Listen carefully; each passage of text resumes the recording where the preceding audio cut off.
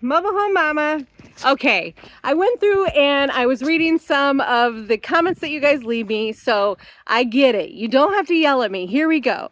This is a Fair Meadow home. It's a single wide, 587 square feet. It's the cutest thing. 54,000. You guys said you wanted pricing. There you go. 54,000. The reason I don't get pricing is in anticipation that the prices go down. So here we go. I will start giving the pricing for you guys. Please don't yell at me. I'm sensitive, okay? All right, 1 bedroom, 1 bath. Here, this is actually the back of the home. And this is just the cutest thing. It's a 14 by 44. And when you only have 1 bedroom, we're gonna see when we get inside, I'm pleasantly surprised to see the size of the kitchen. So there's the back. Here's the primary bedroom end wall. And then that's the front of the home. But let's go back around here. And I wanted to show you guys something that I don't know if I talk about too much, but here, look at this. I knew that the electrical panel box is going to be right behind that door, because when you're going to install the home and you're going to hook up your electric, you're going to run the cords, feed them right up through that PVC. I don't know, just a little bit of information. I always try to give you guys the knowledge that I have from my experience here.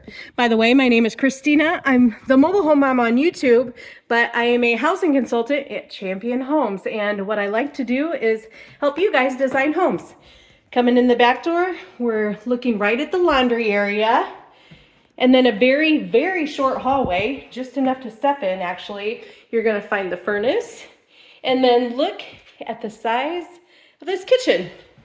How great is that? This is perfect for a 1 bedroom, or excuse me, a 1 person for the 1 bedroom. This is a perfect size, but all this counter space and cabinet space, impressive. I think for a 1 bed, 1 bath, you know, we see the videos of the thrifty, and then you walk into a 1 bedroom like this, and yeah, this is it. This is how it goes. I would like to take the cabinets to the ceiling. We've got Glacier quartzite on the countertop. One of, hands down, my favorite countertops. We did a laminate backsplash there. Timberwolf on the cabinets. Brushed nickel knobs. Casper cashmere on the wall. This is vinyl, by the way. Vinyl over drywall, so it's easy to clean. We've done an overhead cabinet instead of a shelf. Take note if you guys are sitting at home and you're designing your home out, and I appreciate that some of you guys do that. I love that. Hi, Tracy. We've got an overhead cabinet where that standard would be a shelf. So if you want to change that, it's a couple $100 and worth the storage, I believe. Here we've got that corner sink. The last video I did had a corner sink, and with a 30 by 36 window there. Nice little area for a dining room table. We've got plenty of space there, I think, to do something up against the wall. They did enlarge this window. That would normally be a 30 by 61, which is this size. There's the front door. 6-panel solid with a little peephole.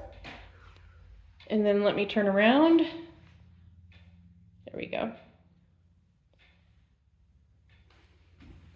All right, one more view of this kitchen. And let's head back to the sleeping area. And now this is 1 bedroom, 1 bath. Guess what we're gonna find behind the door? Told ya, ta-da! There's the panel box.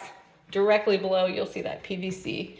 Now it's a little dark in here because we're home to home in very close proximity. If this would have been me, I would have put a little 8 by 30 transom window up there just to let some natural light in, because you see how it happens when you don't have any natural light in the bathroom.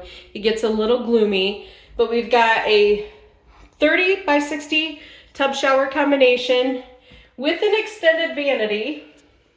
Hi everybody, it's almost quitting time. I'm smiling. And a 3-bulb light strip up there.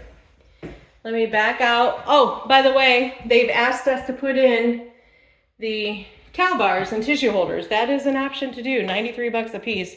Here comes the primary bedroom, and I'm so glad to see inline sectional heating in here. I talk about perimeter heat a lot, and this is one of those instances where it would be a better idea to do perimeter heat to get those registers up against the wall and away from the middle. Because if you're looking at this bedroom and you're trying to plan out where are you going to put your bed, well, most people are going to put it right here. You're going to have a register right under your bed. You could put the bed right here, and maybe that was the plan all along. I mean, so it could go either way, but what I'm saying is you got to think about that and think about how you're going to design out your bedroom before you order the home so that you don't end up with a register right under your bed. Okay, cute little closet. Also, this is a walk-through closet. Take a trip with me. In and out. All right, let's recap. Primary bedroom. Okay. Primary bath, because it's the only one. Add your transom windows, guys. Add some kind of window to that bathroom. Washer dryer area. Straight across from the back door. Short hallway. Dining area. Kitchen with lots of storage. Front door.